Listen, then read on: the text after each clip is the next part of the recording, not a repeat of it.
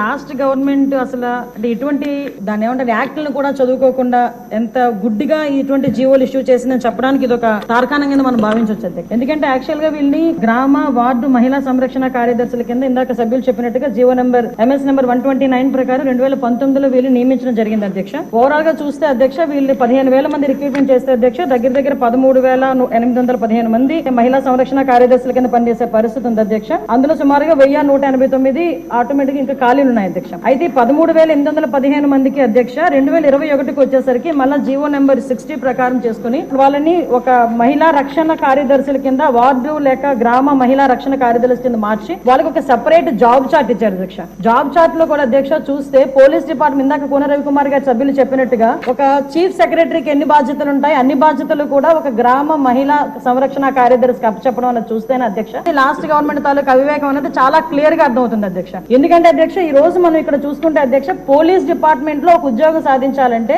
వాళ్ళు శారీరక దారుఢ్య పరీక్షలు వాళ్ళు నెగ్గాలి, రిటర్న్ టెస్ట్ వాళ్ళ ఎగ్జామ్ పాస్ అవ్వాలి, 9 months ట్రైనింగ్ కఠోరమైన ట్రైనింగ్ ఉంటుంది అధ్యక్ష.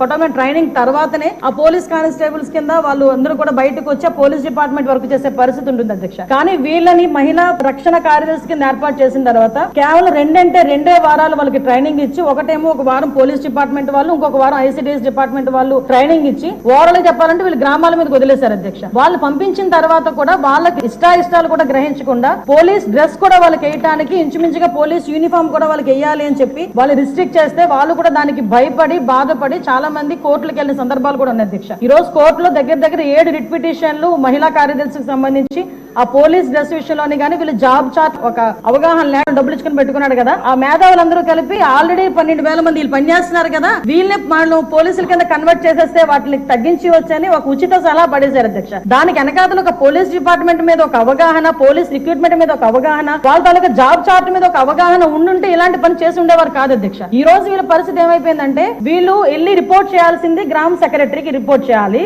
వీళ్ళ అడ్మినిస్ట్రేటివ్ పవర్స్ ఎక్కడ ఉంటాయంటే పోలీస్ డిపార్ట్మెంట్ దగ్గర ఉంటాయి. వీళ్ళకి జీతం ఇచ్చేదేమో MPDO, లీవ్ ఇచ్చేదేమో MPDO, మళ్ళా తిరిగి ఒకవేళ ట్రాన్స్ఫర్ అవ్వాలంటే డిపార్ట్మెంట్ కలెక్టర్ దగ్గరికి వెళ్ళాలి అధ్యక్ష. అంటే వీళ్ళకి సంబంధించి ఒక అథారిటేటివ్ ఆఫీసర్ ఒకరు కూడా లేక ఇన్ని డిపార్ట్మెంట్స్ తో పోనీ పైకి వచ్చిన తర్వాత పని చేద్దామంటే వీళ్ళు తాలూకా అంటే పైచి ఎంత పెరిగిపోయిందంటే లాస్ట్ గవర్నమెంట్ కి వీళ్ళ చేతే తక్కువ జీతాలు ఇచ్చి ఎక్కువ పని చేయించుకుందామని క్రైమ్ ఆఫ్ ఎఫెన్స్ దగ్గర కూడా కాపాడడానికి కూడా వీళ్ళు తీసుకెళ్లాలంట. నాన్ బెయిలబుల్ వారెంట్లకు సంబంధించి వీళ్ళు సపోర్ట్ చేయాలంట. అక్కడికి వెళ్లి మహిళా సంరక్షణ కార్యదర్శుల కింద మహిళా రక్షణ కార్యదర్శుల కింద అక్కడ ఉన్న అవగాహన కల్పించడం లేకపోతే ICDS సంబంధించి ఏదైనా మిడ్ డే మీల్స్ చూడడం అంతవరకు ఓకే. ఆఖరికి పోలీస్ డిపార్ట్మెంట్ కి వాళ్ళ ఇన్వెస్టిగేషన్ లోని కూడా వీళ్ళు హెల్ప్ తీసుకొని చేసుకునే పరిస్థితి కనిపించింది. లాస్ట్ గవర్నమెంట్ లో చాలా మంది మాతోనే మొరపెట్టుకున్నారు అధ్యక్ష. మేము ప్రతిపక్షంలో ఉండేటప్పుడు పోరాటాలు చేసేటప్పుడు మమ్మల్ని ఆపడానికి ఈ మహిళా కానిస్టేబుల్ తో పాటు మహిళా పోలీసులు కూడా పంపించేవారు. మేము అడిగేవాళ్ళం మీరెవరమ్మా మహిళా పోలీసా మహిళా కానిస్టేబుల్ అంటే మహిళా పోలీస్ అండి అని. ఇందులో విషయం ఏంటంటే అధ్యక్ష చాలా మంది ఏస్